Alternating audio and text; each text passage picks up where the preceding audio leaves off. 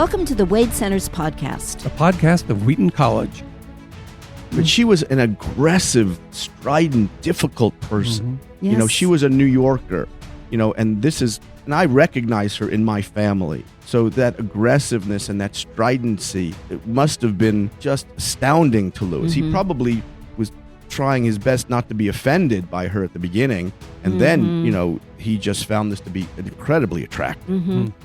David and I are delighted to have with us Dr. Andrew Barron, who is the Canadian Director for Jews for Jesus, and he has a special interest in Joy Davidman, the wife of C.S. Lewis. Thank you so much for joining us this evening. Thank you. Thank you for having me. What a great privilege it is for me. We have some special interest in Joy Davidman because we've done a podcast with the author of Becoming Mrs. Lewis, which is a novelized version of the meeting between Joy Davidman and C.S. Lewis. And I have recently read Abby Santamaria's biography of Joy Davidman. So it'll be interesting to hear your perspective on Davidman. And I'm especially interested to hear how you see Joy Davidman being born to a Jewish family, how that was important to who she was, and maybe even her attraction to C.S. Lewis. I don't think that you can really understand Joy without understanding her Jewishness. She grew up in a Yiddish-speaking home. Her parents were immigrants who were fleeing persecution from Eastern Europe. Her father, lost his faith in the secularized world of the Bronx in New York City. It was a very intense upbringing with a lot of Jewish people, and they were persecuted for being Jewish. There was economic and social persecution. Her father taught Jewish people how to lose their accent so that they could fit in, and they tried to be something. They were afraid of being defined by their otherness, by their Jewishness.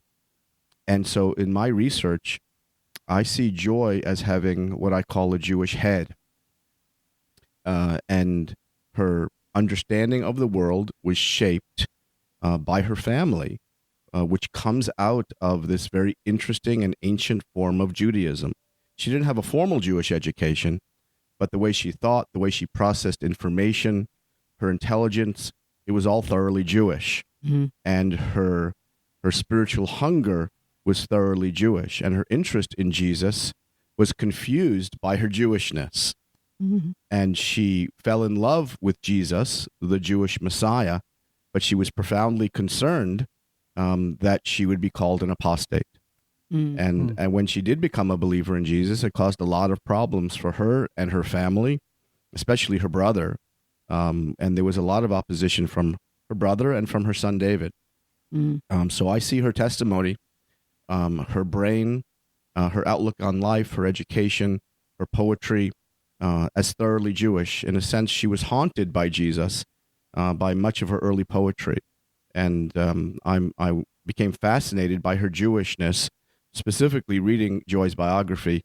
And that brought me to the Wade Center to do research on all of her papers and letters that have been unpublished, and I discovered a thoroughly Jewish Joy Davidman. Mm-hmm. One of the things that fascinated me when I read the biography of Joy by Abby Santamaria is the step-by-step process of her conversion, that she started out as a Marxist. Well, she was a communist first, but then became a Marxist theist before she became a Marxist Christian, and that reminded me of C.S. Lewis, who also did a step-by-step conversion. He went from atheism to theism to Christianity. That's correct.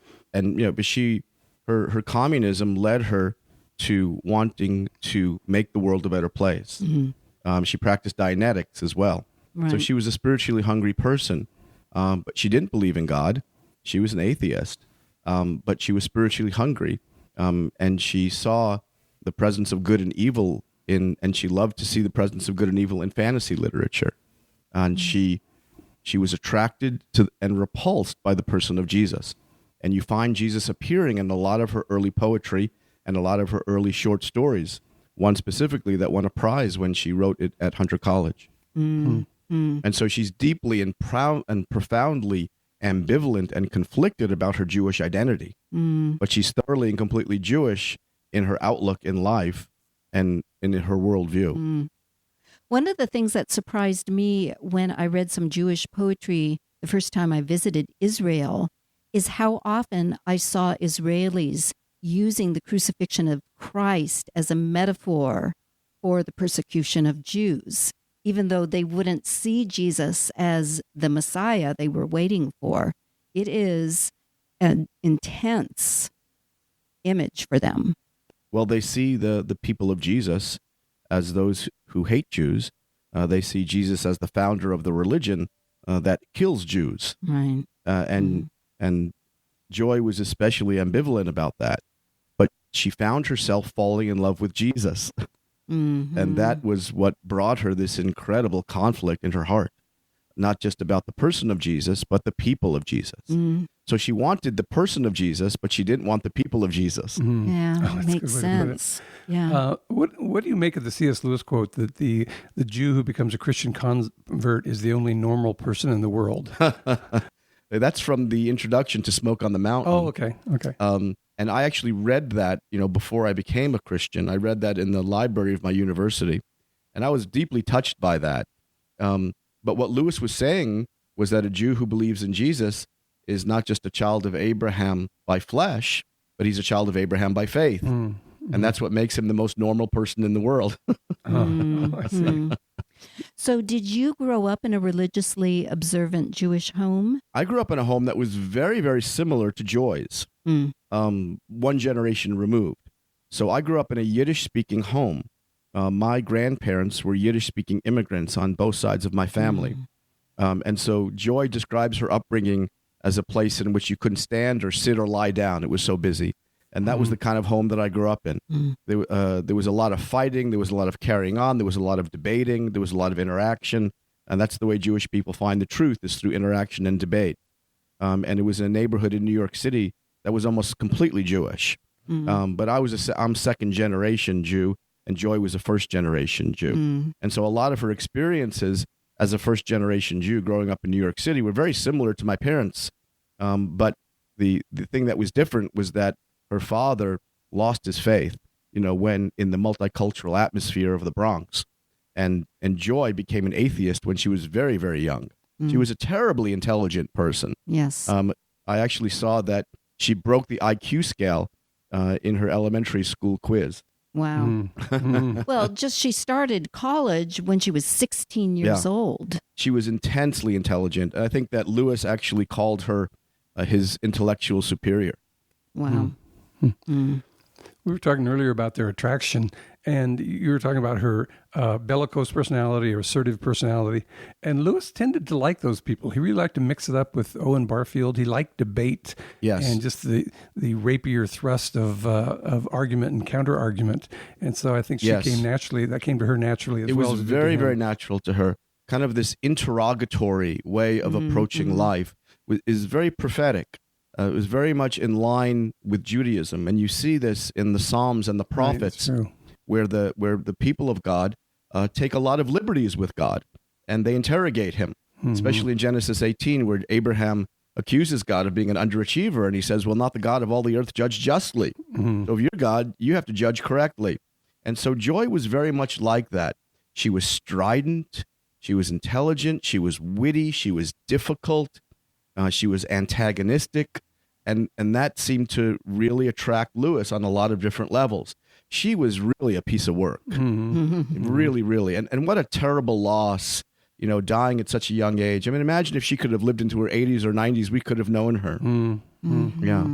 And it was also doubly tragic because that was about the same age that his own mother died of cancer. Right. So for him, it was this kind of terrible reduplication of sorrow. Yeah, I mean, it's the more I learn about Joy, the more loss I feel because she died at 45, and what she could have produced, and the lives that she could have continued to affect. But her legacy lives on in her poetry and in her letters and in the things that she already has written, which have already profoundly affected me. Hmm.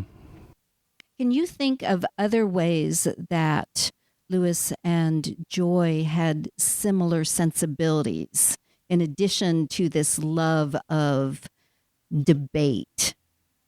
I think it was this love of fantasy, this love of home.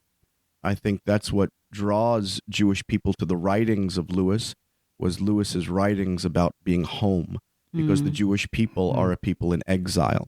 And this notion of going home, this notion of displacement, this yearning for home. And I think that's what drew Joy to Lewis, was her desire to be home, the sense of displacement that she had as a Jew who was spiritually hungry.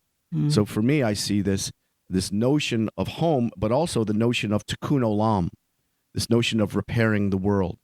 As a communist, she was about the business of trying to make the world a better place, and she tried to rid the world of anti-Semites, but she saw that it was bankrupt, and she was looking for answers, ultimate answers, that she couldn't repair the world unless her heart was repaired first. And I think that Lewis went through that same transformation of being disappointed in the things of the world and realizing that the world couldn't satisfy, that it was never meant to satisfy, and that we were made to be satisfied by something else. And I see a parallel track in both of them. And I think that's why Joy was so attracted to Lewis, because of that desire for home. And then when they met, and the incredible story of them falling in love, and their passion for one another, and their passion for the gospel, their passion for imagination. But I see both of them as having very profound Jewish imaginations. I think his sense of loss of home came from his mother's death. He felt like he was displaced and became an orphan. Hers would be more the spiritual heritage. But I can see he loved the Aeneid, and the same thing with Aeneas. Yes. Is that he's lost his home and he's got to find and make a new home somewhere else. I want to go back to that idea of fantasy. They both had the same experience of loving fantasy but not believing in it. Lewis says, my intellect and imagination were totally divided. Yes. Everything that I loved and revered was imaginary, but everything I thought to be true was bleak and grim. Yes. And I think they both found a way to bridge those two, intellect and imagination, through faith. Yes. Abby Santa Maria suggested that Joy had a mystical experience, some kind of epiphany that was a part of her conversion. And I was wondering if you have thought about that, because, of course, Lewis was fascinated by Christian mysticism. Yes, I don't know. What I see is a Jew searching for truth. So Jewish people are truth seekers. This is the culture that I grew up in.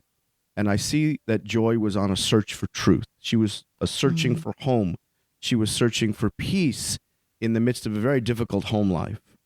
And she read the New Testament, and she fell in love with Jesus. And I know that Abby, talks about the mystical quality of that, and that may or may not be true. I don't know. But what I see, at least in my understanding of it, is that I resonate with Joy the Jew, trying to figure out where hope is, where peace is, where home is in the midst of exile. And she finds it in Jesus the Messiah, who said that he was the fulfillment of the hope of Israel. He was home. So homecoming for her was in Jesus the Messiah. He is the hope of Israel. That would explain the fascination that C.S. Lewis had with what he called sweet desire, the sense that there is another place. And that is fascinating to align it with a Jewish desire for home where you are no longer in exile. Because Joy actually said that desire is proof of the hope of heaven, which is the ultimate home. And that's very similar to Lewis's sense of Sehnsucht as being proof of the hope of heaven. Well, we see this especially in the Psalms, where the Jewish people in exile yearn for that place, yearn for home. But in a sense, home is temporary. So we can be home, but we're not home. It's now, but we're not yet. We're here, but we're not here. And so that desire for that ultimate home, is what creates that fulfillment in Joy and in Lewis.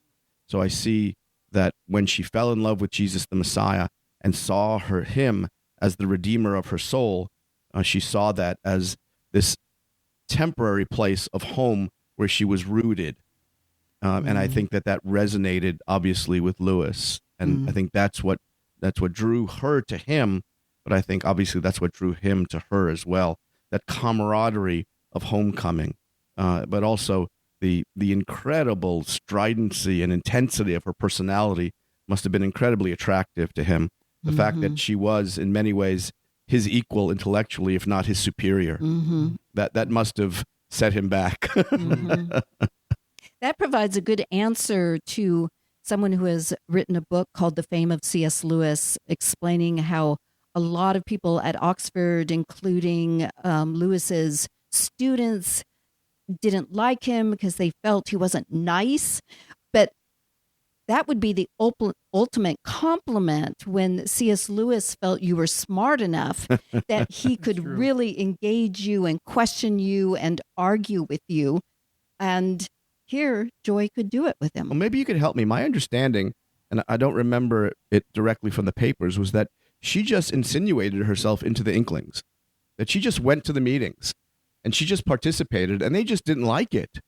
Right. He was not very alert on that point. Lewis wasn't. They had an unspoken agreement that this was an all-male club. Yes. And the wives of the other Inklings tend to be more traditional. And so he just thought, well, she's different and she fits in. And the others said, well, she's a woman. So he felt like, in terms of the quality of her mind, she fit in very well. But the others felt like, well, nobody else's wives or girlfriends or significant others are invited. So I think he could have been a little bit more alert than he was on that particular topic. But I also think, and I vaguely remember reading some of these, that they might not have liked not only that she was a woman, but that she was Jewish. I don't know about that. Lewis was, considering his generation, he was amazingly immune to anti-Semitism. The others, I believe. Yeah, probably. Yeah, but tell them that great comment about that Tolkien delivered about Jews. Well, The Hobbit was published in 1937 and did very well. And a German publisher wrote and said, we'd like to bring out a German translation. Can we double check and make sure that you're Aryan?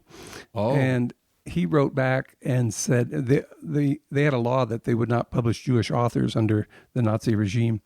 And he wrote back and said, no, I cannot say I belong to that admirable race. I'm actually Germanic in heritage. But if I keep receiving impertinent inquiries like this one, I'll be ashamed of my heritage. So that was a great reply on his part. Right. Eliot had a lot of problems with anti-Semitism. I think it's been pretty well documented. As a matter of fact, the intelligentsia they were surprisingly closed-minded or blind on that area, because in other areas they were looking for women's rights and a more liberal attitude. But they were surprisingly just caught up in the atmosphere of anti-Semitism of early high modernism. Right. So I think Tolkien and Lewis probably were protected somewhat by the fact that they didn't like modernism, so they didn't fall into that. She just didn't fit in any of the traditional categories. Right. Not just American, but Jewish and Christian and intensely smart. And a divorcee. And very strident and very antagonistic and oppositional. And so she probably just didn't put up with anything. And she probably gave as good as she got. And they probably, those sorts of people, kind of the upper middle class intelligentsia, they probably just didn't like it very much. Yeah, well, there's something in Grief Observed where he says, oh, I love your masculine personality. I think meaning because she was so intelligent and quick-witted. Yeah. She said, well, how would you like it if I said, oh, I love your feminine traits? So she hoisted him on his own petard on that one. Yeah. Lewis said the same thing about Dorothy Sayers' masculine, which I think referred to intellectual energy. So it reflected the gender constructions of the time. And both Sayers and Joy Davidman refused to capitulate not only with dressing their thoughts according to proper female sensibilities, but even dressing their bodies evidently Joy didn't care about fashion. She often, people would say, oh, she dresses frumpy, and Sayers would as well. But it's because they were resistant to that, the oppressiveness of expectations for women in their day. Mm-hmm. Very interesting. What do you make of the Dianetics? A great trivia question would be, what did John Travolta and Joy Davidman have in common? I think she was just spiritually hungry. Just looking for something? I think she was just looking for something because when she expressed her lack of faith in Judaism, she said Judaism was like you kept the top floor, but the first floor was empty and it just toppled in on itself. And she just saw that Judaism was bankrupt. It just didn't give her the answers that she was looking for. And she was just consistently disappointed in the Jewish people that she met, and that they just couldn't provide the answers that so troubled her. And she was attracted and repulsed by Jesus for such a long time before she actually started to read the New Testament. So she went through these phases of spiritual hunger, and she landed on the New Testament, and she came home. Do you think she chose Smoke on the Mountain, the 10 Commandments, out of her Jewishness? By now she's a Christian, and a lot of her examples in that book are what you would think of as Christian examples and New Testament quotations. Yes. But do you think the fact that she wanted to take another look at the 10 Commandments to be a part of her heritage? Oh, I think so, yeah. And I think that it's a deeply moving book, very interesting, but her son David didn't like it at all. Coming from a Jewish perspective, he gave her, he was very, very antagonistic to her faith. Well, I love, there's a certain adolescent, whatever your parents stand for, you have to do the opposite. Yes. So he wanted to become an observant Jew, and he started speaking with an Eastern European accent. Yes. There's so many ways to push your parents' buttons. That's rather unusual. Yeah. But he accused Lewis of being an anti-Semite. Oh, is that right? Yes. Even though Lewis helped him to live a Jewish life. He said, That's right. He paid for his education. Yes. But I have a quote, from David saying that just by the virtue of his faith and his apologetic, he was an anti-Semite. So he was very conflicted as well. Mm-hmm. But he called his mother an apostate. He had no trouble, and that was the term that was commonly used at the time. Right. For a Jew who believed in Jesus, a Jewish person would say that person as an apostate. I think last time you spoke here, you talked about Jews for Jesus as being kind of an oxymoron, like vegetarians for roast beef or something of that sort. Is that the response you often get with the phrase Jews for Jesus or converted Jew? Yeah, they see, any Jew who believes in Jesus as being a Christian or a contradiction. So they don't understand, how Jesus could be the Messiah. But the reality is that he claimed to be the Messiah of the God of Abraham, Isaac, and Jacob. Mm-hmm. He claimed to come in fulfillment of the hope given to the Jewish prophets as the Jewish Messiah. And in the first century, the problem wasn't Jews for Jesus, it was Gentiles for Jesus. That everybody who believed in Jesus was Jewish. And the big controversy early in the church was about that issue and had to be resolved in Acts chapter 15, where they decided that this really was a good thing. And then the church went from there, to proclaim the good news to Jews and Gentiles. Mm-hmm. I had a conversation with a Jewish friend recently who loves DC Comics and Marvel Comics. And he said, do we believe in the same God or not? And my rather lowbrow analogy was, well, it's as if we both believe there is a Superman, but Christians believe that Clark Kent is also Superman, and you don't believe that Clark Kent is also Superman. And he said, "Oh, that's very helpful." Okay, so I never thought of it that way. I'm not sure if that's good theology or not. But, I need to think about that a little more. Yeah, it may be bad theology. Speaking of fantasy. One of the things we have here at the Wade Museum is the typewriter upon which Joy Davidman, after she married, well, I don't know if, was it before or after she married C.S. Lewis, where she typed "Till We Have Faces"? Would that have been before or after their marriage? That would have been after their marriage, I believe. Okay. And so there is a lot of speculation about "Till We Have Faces" and how much Joy may have shaped that narrative. I heard that. I don't know much about it though, but I have heard that, and I think in many ways, she, being the intelligence that she was an incredible help to Lewis in crafting a lot of his later works. Mm-hmm. Yeah. That would make a great movie. The Shadowlands is very poignant, but it goes to her illness and death. I'd love to see more material where they're talking about Till We Have Faces, and he will try out an idea and she will... Arguing about ideas. Arguing. Well, it's from a woman's point of view, and early on, the father breaks some crockery over her head, and I know her father had a violent streak and her husband had a violent streak. So you wonder how many of those life experiences from the novel are her life experiences rather than his. I don't know. In my research, it was kind of funny seeing some of the letters back and forth where, Joy comes to the kilns and she realizes that the carpet is moldy and she wants to replace the carpeting. And he says, I don't have enough money. And she looks at his bank accounts and says, you got a lot of money. And she says, by the way, you've been wearing the same clothes for a month. Don't you have any other clothes? So I kind of like that, that insight into kind of the grittiness of everyday life. Right, yeah. right. I thought that was very, very funny because he was oblivious to those kinds of life things that you have to do every day to make sure that things don't decay. Right. He was very otherworldly. He talks in that surprised by Joy about wearing his father's jacket. And his father died in 1929, and he's writing this in the mid-50s. So this was already an old jacket, and he's still wearing it. I don't think he had a lot of life skills. No. And I think that, Joy was kind of shocked by that. Right. What amazes me is that Warren loved her as much as Jack did. Yes. Because he tended to be, with Mrs. Moore, there was a lot of competition, and he found her very tiresome. He spent a lot of time on the boat because he didn't want to be in the kilns. But somehow Joy was able to get both brothers to just really develop this strong attachment to her. I think that's an amazing tribute to her character. I think it was her wit, her intelligence, her fierceness, her stridency. It was just so different than their kind of middle-class intellectual reserve that they were just drawn to it. She was like a fire. And her severe intelligence, her strident personality must have overwhelmed them, and then they just sort of fell in love with it. Yeah. Well, I agree with you. It's sad that she didn't live longer. It would have been fascinating to see how that relationship developed. Yeah, and I feel bad for myself because I just wanted to, hope for more production from her. Right. I mean, because she was just sort of entering into the prime of her intellectual life. Right.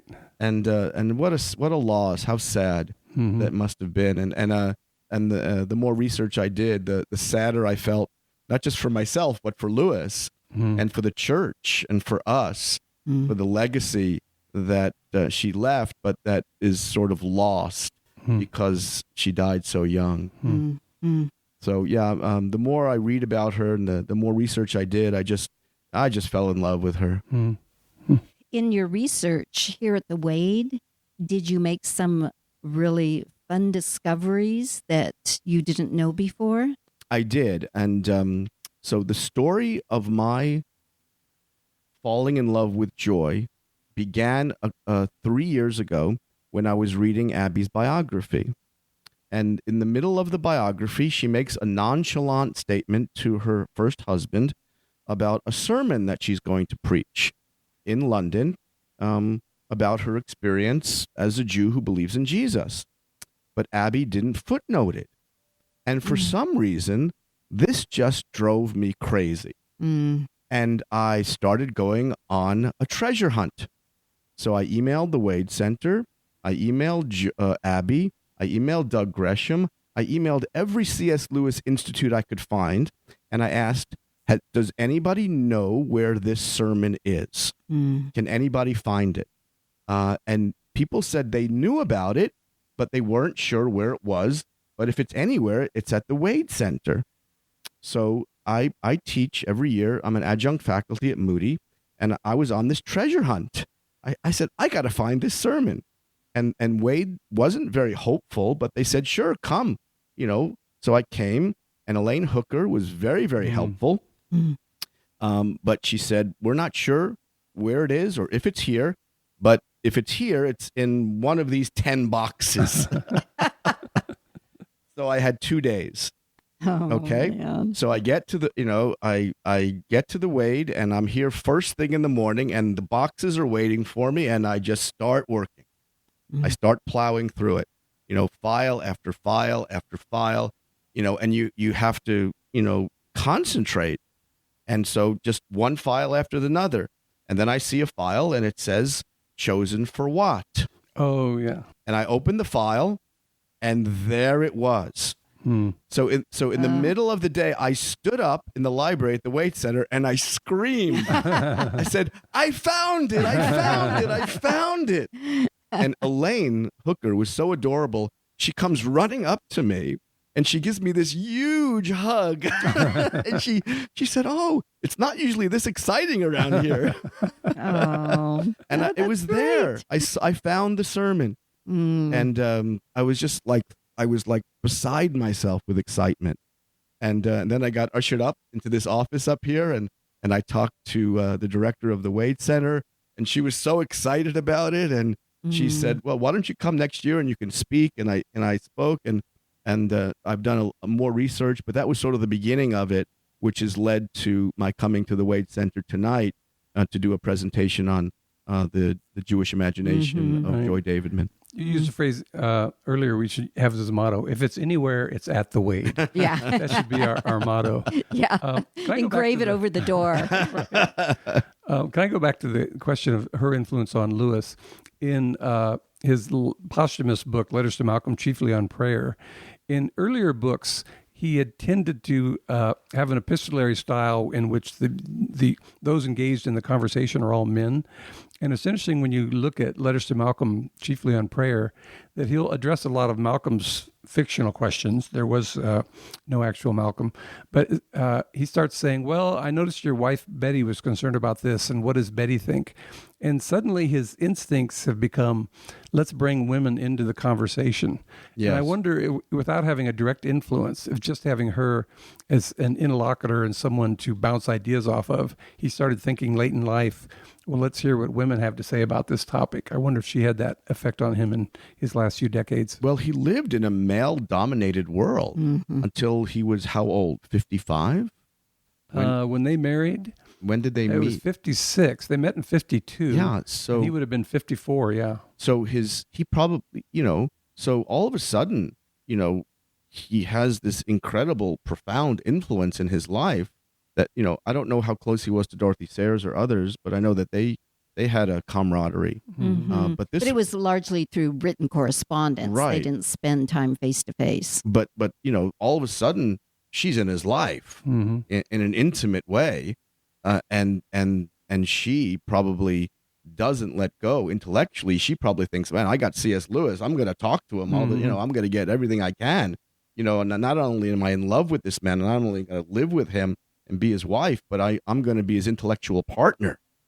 And so for Lewis, this must have been just the most astounding experience to have this incredibly intelligent stranger in his house who was from New York with Yiddish-speaking upbringing, Jewish, Christian, communist, Dianetician, knew how to handle a gun, put that in there somewhere. Yeah. So it must have been terribly stimulating to him. Right. And she was theologically astute, and she had a very fertile imagination, but she was Jewish. And I think that just must have rung Lewis's bells on so many different levels. Yeah, I can definitely see that. Yeah. And I just, I don't know, there's no real, I know there's pictures of her, but is there any video of her? I don't know of any video of her. There's Bill Gresham's film, Nightmare Abbey, which is a reflection of his... Yeah, Nightmare Alley, right. But she was an aggressive, strident, difficult person. Yes. She was a New Yorker, and I recognize her in my family. So that aggressiveness and that stridency, it must have been, just astounding to Lewis. He probably was trying his best not to be offended by her at the beginning. And then, he just found this to be incredibly attractive. Right. In the biography, at first, he's trying to get rid of her, but then he starts missing her and starts inviting her back so that she was supplying something that he recognized he enjoyed. Yes. Another thing that the biographer says is that she had an amazing memory, So she would recite by memory long passages of poetry and from novels. And of course, Lewis had the same thing. Yes. So I could just see them getting together and reciting. He'll recite a page and she'll match him, and then he'll match her. Chris, do you remember that line, Stan Shelley, when he was here, he found a letter from her to a relative, and it ended on something like, they say that honeymoons must come to an end, but ours hasn't ended. We're still as much as love as we first fell in love. It was a very poignant comment from her point of view about how wonderful it was, their marriage in those last few years. Yeah. Well, and that's why Patty Callahan's novel successfully taking Joy Davidman's perspective. So the narrative eye of Joy Davidman describing her home life with Gresham and then falling in love with C.S. Lewis, to try to help us understand what it was like from her perspective, because a lot of people did have trouble with Davidman's stridency and her unwillingness to play the role of the nice, submissive female. Well, we should probably wrap this up. We're going to be hearing from Dr. Barron tonight. So do you have any last thoughts that you would like to leave for our listeners? Profound, provocative, controversial, obscene? No, I would just recommend that as much as can be read about Davidman and as much as you can read about her and from her should be read. But remember that you can't understand her apart from this profound Jewish head that she has. And I think that if you remember that she grew up as a Jew, she thought as a Jew, her mind was oriented in a Jewish way, it will help unlock some of the things that are written by her and about her. That's great. Thank you so much for joining us. Thank you. My Very pleasure. Thanks for having me.